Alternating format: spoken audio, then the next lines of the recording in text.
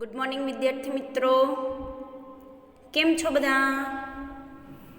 સત્યમ વિદ્યાલયના ઓનલાઈન એજ્યુકેશનમાં આપ સર્વ વિદ્યાર્થી મિત્રોનું હાર્દિક સ્વાગત છે. ચાલો વિદ્યાર્થી મિત્રો, આજે આપણે ધોરણ 5માં વિષય અંગ્રેજી ગ્રામરના ટોપિકનો અભ્યાસ કરવાનો છે. અહીંયા પહેલા પેજ ઉપર તમને મેં ગ્રામરનું જે પેલું પેજ આપેલું હોય ને એ બતાવેલું છે. બરાબર છે કે આપણે ધોરણ 5માં આ ગ્રામર લઈએ છીએ.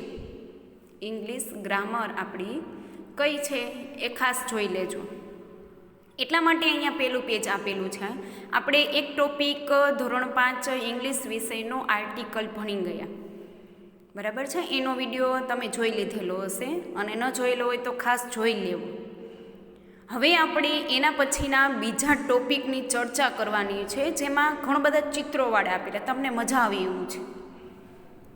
ખાસ આપણે જોતા જઈએ. હવે બીજો ટોપિક છે વોટ ઇઝ ઇટ. વોટનો અર્થ થાય છે શું. વોટ એટલે શું, ઇઝ એટલે છે અને ઇટ એટલે તે. તે શું છે એવો આપણો આજનો બીજો ટોપિક છે. હવે અહીંયા પેલા આપણને હાથીનું ચિત્ર આપેલું છે, જોઈ શકો છો વિદ્યાર્થી મિત્રો તમે. શેનું ચિત્ર આપેલું છે? એલિફન્ટ, હાથી. પછી અહીંયા પૂછેલું છે, જોવો, વોટ ઇઝ ઇટ. છેલ્લે શું આપેલું છે? ક્વેશ્ચન માર્ક, પ્રશ્નાર્થ ચિહ્ન, કેમ કે અહીંયા પ્રશ્ન પૂછેલો છે. વોટ એટલે શું, ઇઝ એટલે છે, ઇટ એટલે તે. તે શું છે? તો આપણને બધાને ખબર છે કે હાથીનું ચિત્ર આપેલું છે. જો આપણે નીચે જવાબ લખવું હોય તો આપણે શરૂઆત ઈટથી કરશું. ઈટ, ઈટ એટલે તે. તમને કોઈ વસ્તુ બતાવીને એમ કીધેલું હોય કે તે શું છે, તો આપણે શું કહીએ? તે હાથી છે. તો આપણે શરૂઆત ક્યાંથી કરી? તેથી. તો અહીંયા ઈટ એટલે તે થાય, એટલે આપણે ઈટ શરૂઆતથી કર્યું. ઈટ, એની સાથે જો એક વચન હોય તો ઇઝ આવે, અને જો એક કરતાં વધારે હાથી હોય તો ઈટ ઇઝની જગ્યાએ આર મૂકવાનું. A R E. શું મૂકવાનું?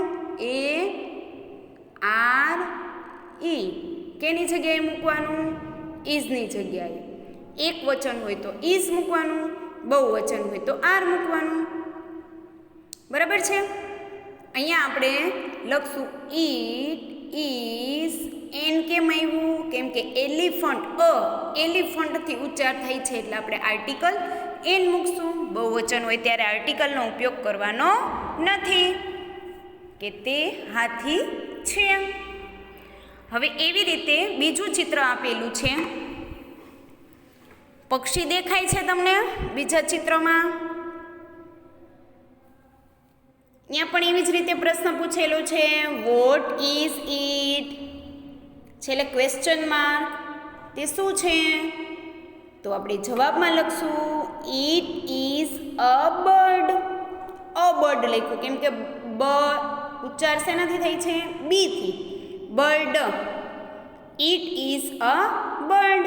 ઇટ એટલે તે, ઇઝ એટલે છે, અ બર્ડ એટલે પક્ષી. તે પક્ષી છે. ત્રીજું ચિત્ર આપણને સફરજન એટલે કે એપલનું આપેલું છે. પ્રશ્ન પૂછ્યો છે, વોટ ઇઝ ઇટ. તે શું છે? તો આપણે ઈટથી શરૂઆત કરવાની. ઈટ એટલે તે, તે ઈટ ઇઝ એન એપલ. એપલનો અથી ઉચ્ચાર થાય છે એટલે આપણે આર્ટિકલ એન મૂકો. તે સફરજન છે. હવે એના પછીનું ત્રીજું ચિત્ર તમે વાંદરો જોઈ શકો છો, મંકી. શું છે? What is it. તે શું છે? તો આપણે એનો જવાબ લખવો હોય તો ઈટથી શરૂઆત કરવાની. It is a monkey. હવે એક ખાસ વાત જુઓ કે બધી જગ્યાએ જ્યારે આપણે પાછળ ઈટ મૂકતા હતા ત્યારે એનો આઈ કેવો હતો? કેવો હતો? હા, બીજી એબીસીડીનો આઈ છે, જુઓ IT. બરાબર. જ્યારે આપણે એને પહેલાં લખવાની શરૂઆત કરી તો આઈ કયો આવ્યો? ખાસ જોજો વિદ્યાર્થી મિત્રો, કયો આવ્યો છે? કેપિટલ આવ્યો. તો કે જ્યારે આપણે વાક્યની શરૂઆત કરી રહ્યા હોય ત્યારે આપણે પહેલો અક્ષર એટલે આલ્ફાબેટનો કોઈ પણ પહેલો અક્ષર હોય એ આપણે કેપિટલ મૂકવાનો. બરાબર છે? કે જેથી કરીને શરૂઆત જ્યારે વાક્યની કરીએ ત્યારે ખાસ આપણે અહીંયા આર્ટિકલ હોય અથવા તો ગમે તે હોય, આર્ટિકલમાં એ અને એન તમે મૂકતા હોય તો પણ ભલે. બરાબર. તો શરૂઆત કરતા હોય ત્યારે આપણે એને કેપિટલ મૂકવાનો. હવે એના પછી આપણે બીજું જોવાનું છે. નીચે ખાસ જો એના નિયમો આપેલા છે જે હવે આપણે ભણવાના છે.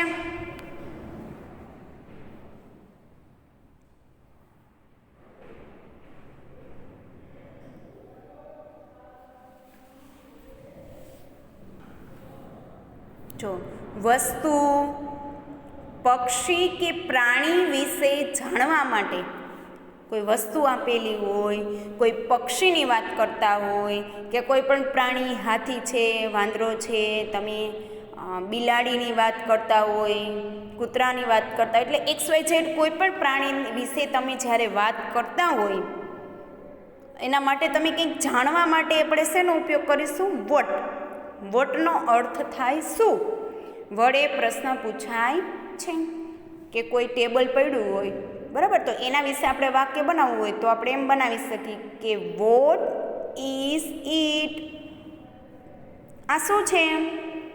બરાબર છે? એટલે જ્યારે કોઈ વસ્તુ હોય, પ્રાણી કે પક્ષી વિશે જાણવા માટે આપણે વોટ વડે પ્રશ્ન પૂછાય છે અને તેની સાથે ઉપયોગ થાય છે. હવે એના પછી બીજું છે સર્વનામ. સર્વનામ IT, ઈટ, પશુ, પક્ષી કે નિર્જીવ વસ્તુઓ માટે વપરાય છે. ઈટનો ઉપયોગ ક્યારે કરવાનો? બરાબર. કોઈ પણ છોકરી હોય, ગર્લ્સ, તો એના માટે આપણે SHE વાપરી, SHE. શું વાપરીએ આપણે? SHE, C. કોઈ સ્ત્રી હોય તો આપણે શું વાપરી? SHE વાપરી. હવે કોઈ પુરુષ હોય, બરાબર, કોઈ વ્યક્તિ હોય પુરુષ, એના વિશે આપણે વાત કરવી હોય તો આપણે શું વાપરી? HE વાપરી. એવી રીતે જો કોઈ પશુ પક્ષી હોય કે નિર્જીવ વસ્તુ હોય. હવે નિર્જીવ વસ્તુ એટલે કે જેનામાં જીવ નથી, તે એક જગ્યાએથી બીજી જગ્યાએ જાતે ન જઈ શકે, બરાબર, એનો વિકાસ ન થાય. આપણો વિકાસ થાય છે માનસિક રીતે અને શારીરિક રીતે. જેનો વિકાસ ન થાય, હલનચલન ન કરી શકે, જેનામાં જીવ ન હોય, આ બધા નિર્જીવ. દાખલા તરીકે લાકડું છે, પેન છે, પુસ્તક છે, ઇરેઝર છે, શાર્પનર છે, સ્કૂલ બેગ છે, નાસ્તા બોક્સ છે, આ બધું શેમાં આવે? નિર્જીવ વસ્તુમાં. એટલે નિર્જીવ વસ્તુ કે પશુ પક્ષીની વાત કરવી હોય ત્યારે આપણે ઈટ વાપરવું. હવે ઈટ છે એ ઈટનો અર્થ થાય તે, પુરુષવાચક સર્વનામ છે. ત્રીજો પુરુષ એકવચન. વાક્યની શરૂઆત હોય તો પહેલાં અક્ષર કેપિટલ લખાય. ખાસ જોજો, અક્ષર કેવો લખવાનો? કેપિટલ કરવાનો. કેપિટલ એટલે પહેલી ABCDના જે અક્ષરો આવે છે એ તમે વાક્યની શરૂઆત કરો ત્યારે લખવાનું. આપણે ઈટ વાક્યની શરૂઆતમાં લખવું હોય તો IT આવી રીતે લખવું પડે. અને જો તમે વચ્ચે ક્યાંય ITનો ઉપયોગ કરતા હોય તો તમે આ રીતે લખવું હોય તો લખી શકો. હવે એના પછી છે ઈટની સાથે ટુ બી ક્રિયાપદનું વર્તમાન કાળનું એક વચનનું રૂપ ઇઝ આવે. બરાબર, વર્તમાન કાળ એટલે આછેરી ઝલકમાં હું તમને કહું તો વર્તમાન કાળ એટલે કે જે ક્રિયા અત્યારે ચાલુ છે. અત્યારે તમે જમવા બેઠા હોય, નાસ્તો કરતા હોય તો હું જમું છું, નાસ્તો કરું છું, હું અત્યારે વિડીયો જોઈ રહ્યો છું, એ આ બધું શેમાં આવે? વર્તમાન કાળમાં આવે. તો એનું એક વચનની વાત કરેલી હોય તો ઇઝ આવે. ઇઝ એટલે છે. ઇઝનું બહુવચન આર થાય. આર એટલે છે જ થાય, પણ એક વ્યક્તિ હોય તો તે છે, અને એક કરતાં વધારે હોય તો તેવો છે. જો એક વચનનું હોય તો ઇઝ મૂકી દેવાનું, અને બહુવચનનું હોય તો આર મૂકી દેવાનું. બરાબર, કોની સાથે? ઇટ સાથે. હવે એના પછી આપણે અહીંયા અલગ અલગ એક્ઝામ્પલ આપેલા છે જે આપણે જોવાના છે. પ્રશ્નાર્થ વાક્ય કેવી રીતે કરવું, યસ અને નોમાં ઉત્તર કેવી રીતે લખવાનું. યસ એટલે હા, નો એટલે ના. તો યસ અને નોમાં કઈ રીતે લખવું? હવે તમે પહેલાં અહીંયા જુઓ, શું છે?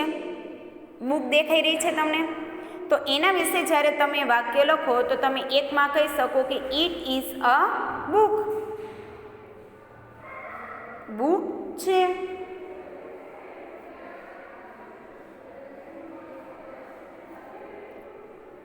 Is it a book? Book છે, તે પુસ્તક છે. બરાબર, એમ પ્રશ્ન કર્યો છે. જો છે તો કે હા, દેખાઈ રહ્યું છે. તો આપણે શું લખવાનું? યસ.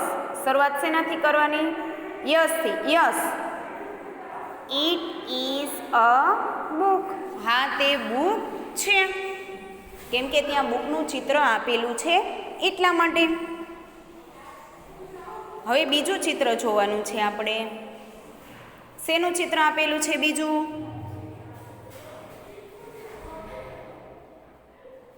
શેનું છે? એપલ છે? ના, નથી.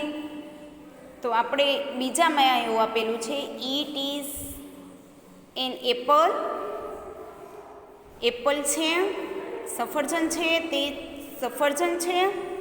તો નથી, તો આપણે શું કહેવાનું? No. It is not an apple. ખાલી આપણે અહીંયા એ ધ્યાન રાખવાનું છે કે પૂછે છે પ્રશ્ન, તો આપણે જ્યારે શરૂઆતમાં લખતા હોય તો પહેલાં આપણે નથી તો પહેલાં નો કરી, નો. પછી વાક્યની શરૂઆતમાં તો ઈટ જ મૂકશું. ઈટ, નો, ઈટ. પછી શું છે? Is. No, it is not an apple. ના, તે નથી. અહીંયા સફરજન છે એનું ચિત્ર આપેલું જ નથી. બરાબર છે, એટલે આપણે નો લખી.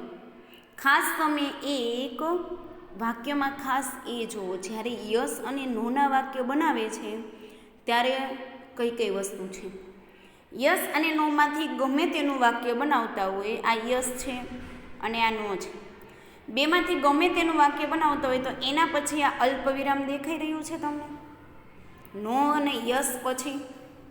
તો જ્યારે આપણે વાક્ય લખી રહ્યા હોઈએ ત્યારે ખાસ આપણે એ જોવાનું છે કે યસ અને નોના વાક્ય બનાવ્યા લખી લીધા પછી, યસ અને નો તમે લખી લો પછી તમારે અલ્પવિરામ ખાસ કરવું. બરાબર છે? વાક્યની શરૂઆતમાં યસ અને નો લખતા હોય ત્યારે, અને જ્યારે વાક્ય પૂરું થાય છે ત્યારે તમારે ખાસ પૂર્ણ વિરામ કરવાનું છે. દેખાઈ રહ્યું છે પૂર્ણ વિરામ?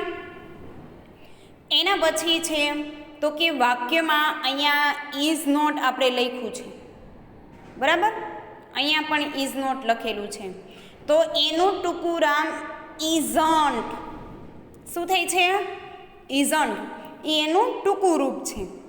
એટલે આટલી વસ્તુનું આપણે ખાસ ધ્યાન રાખવાનું કે જ્યારે આપણે યસ અને નો વાળા વાક્ય બનાવતા હોય ત્યારે યસ અને નો લખ્યા પછી આપણે પૂર્ણવિરામ કરવાનું છે.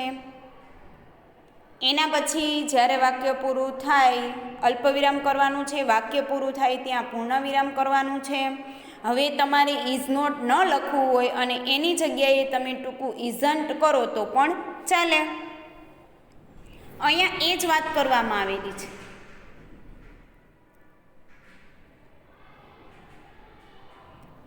વાક્યનું પ્રશ્ન વાક્યમાં રૂપાંતર કરીએ ત્યારે વાક્યમાંના ક્રિયાપદને વાક્યની શરૂઆતમાં મુકાય છે. હવે અહીંયા જોયું આપણે પ્રશ્નાર્થ વાક્ય છે ને, તો ક્રિયાપદની જગ્યાએ આપણે શું મૂક્યું છે? ઇઝ છે. ક્રિયાપદમાં આપણે સામાન્ય વાક્ય લખીને તો આવી રીતે આવે, ઇટ ઇઝ એન એપલ.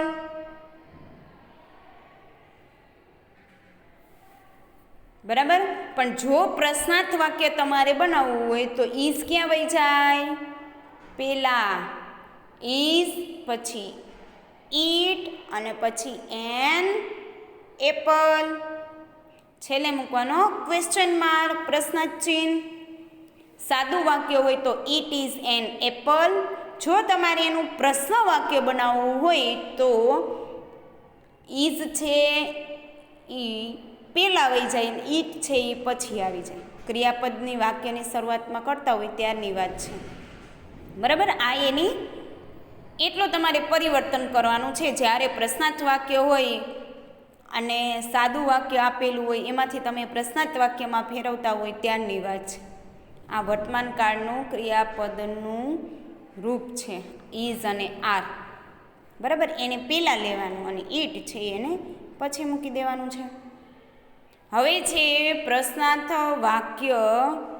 પ્રશ્નનો ઉત્તર યસ કે નોમાં હોઈ શકે. એ આપણે ચિત્ર જોવાનું. અહીંયા કેમ આપણે નોમાં કર્યું, અહીંયા આપણે બુકમાં યસમાં કર્યું, કેમ કે બુક છે જ, દેખાઈ રહ્યું છે કે બુક છે એટલે આપણે યસમાં કર્યું. અને બુક એપલ નથી, બરાબર, એપલનું ચિત્ર નથી આપેલું એટલે આપણે વાક્ય શેમાં કર્યું? આપણે નોમાં. અહીંયા મેં તમને કહી દીધું એ જ વાત છે કે યસ કે નો પછી અલ્પવિરામ અને વાક્યના અંતે પૂર્ણ વિરામ મુકાય. નકારવાળા નોવાળા વાક્યમાં ક્રિયાપદ પછી નોટ મુકાય છે. અહીંયા મુકાણું છે નોટ. ઇઝ નોટ ક્રિયાપદ પછી આ ઇઝ છે એ ક્રિયાપદ છે, બરાબર. એના પછી છે એ નોટ મૂકવાનું. હવે આપેલું છે ઇઝ નોટનું ટૂંકું રૂપ ઇઝન્ટ. શું છે? ઇઝન્ટ થાય છે એટલે અહીંયા કાંઈ નથી કર્યું. આઈ એસ, આ એન અને આ ટી થઈ ગયું ઇઝન્ટ. તમે ઇઝન્ટ પણ લખી શકો, ઇઝ નોટ પણ લખી શકો, બરાબર. બંને સાચા છે, બંનેમાંથી તમે ગમે તેનો ઉપયોગ કરી શકો. ચાલો વિદ્યાર્થી મિત્રો, આજના આપણા આ ધોરણ 5ના ગ્રામરના ટોપિક બીજા વોટ ઇઝ ઇટમાં આપણે અહીંયા સુધી ભણી આજનું રાખીએ. આગળનો જે ચિત્રોવાળું છે એ આપણે આવતા વિડીયોમાં ભણીશું, બરાબર છે. એમાં ખાસ તમને સ્પેલિંગ આવડતા હશે તો તમને 2 સ્પેલિંગમાંથી તમારે એક પસંદ કરવાનો આવશે, એ તમને સરળતાથી આવડી જશે, કંઈ અઘરું નથી. ચાલો, અત્યાર સુધીના આપણા વિડીયોમાં જેટલું પણ આપણે શીખી ગયા, બરાબર. આપણે 2 ટોપિકની ચર્ચા કરી. એક તો ખાસ ક્યાં ઉપયોગ થાય છે એ, અને યસ અને નોનું વાક્ય ખાસ આપણે શીખવાનું છે. કેમ કે જ્યારે આપણે અંગ્રેજીના નાના નાના વાક્યને બોલવાની શરૂઆત કરશું તો આપણે આ જ વસ્તુથી શરૂઆત કરીશું, એ ખાસ એ જોવાનું છે. સ્વાપોથી પૂરો ત્યારે અક્ષર સારા રાખવાના છે. આર્ટિકલ આપણે ગ્રામરના ટોપિકનો પહેલો જે ટોપિક છે આર્ટિકલ, એ આપણે ભણાવી દીધેલો છે. તો ખાસ એને સારા અક્ષરે સ્વાપોથીમાં પૂરી લેવાનો છે. બાકી છે એને પણ, બરાબર, કે જેથી કરીને એક્ઝામ ટાઈમે તમે વાંચવામાં સરળતા રહે. ચાલો, તો આજના વિડીયોમાં અહીંયા સુધી. બાકી કોરોના કાળમાં તમે બધા ઘરે રહો, સુરક્ષિત રહો. જય હિન્દ, જય ભારત.